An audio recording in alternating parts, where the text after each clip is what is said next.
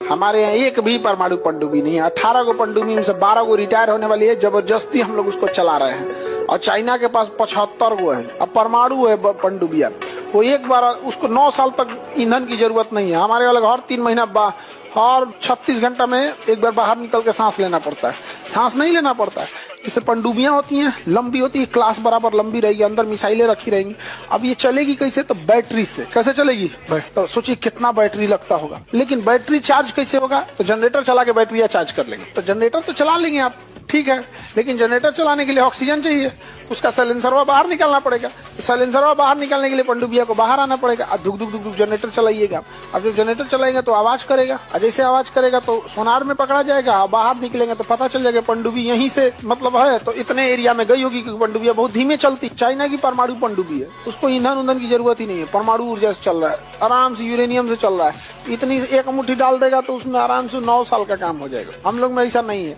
China की पनडुब्बिया एक ही बार बाहर निकलती है 3 महीना पे, खाना खाने के लिए। खाना भरती है, क्योंकि कोई खाने पीने का चीज कितना देर रखिएगा।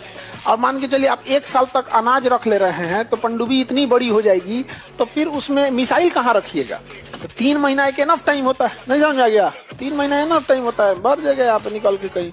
हमारे यहाँ एक भी परमाणु पनडुब्बी नहीं है। 18 गो पनडुब्बी में से 12 गो रिटायर होने वाली है। जबरदस्ती हम लोग उसको चला रहे हैं और चाइना के पास 75 गो है। अब परमाणु है पनडुब्बिया, वो एक बार उसको 9 साल तक ईंधन की जरूरत नहीं है। हमारे वाले हर 3 महीना हर 36 घंटा में एक बार बाहर निकल के सांस लेना पड़ता है।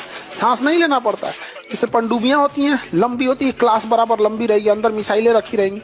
अब ये चलेगी कैसे? तो बैटरी से। कैसे चलेगी? तो सोचिए कितना बैटरी लगता होगा। लेकिन बैटरी चार्ज कैसे होगा? तो जनरेटर चला के बैटरी चार्ज कर लेंगे। तो जनरेटर तो चला लेंगे आप, ठीक है, लेकिन जनरेटर चलाने के लिए ऑक्सीजन चाहिए।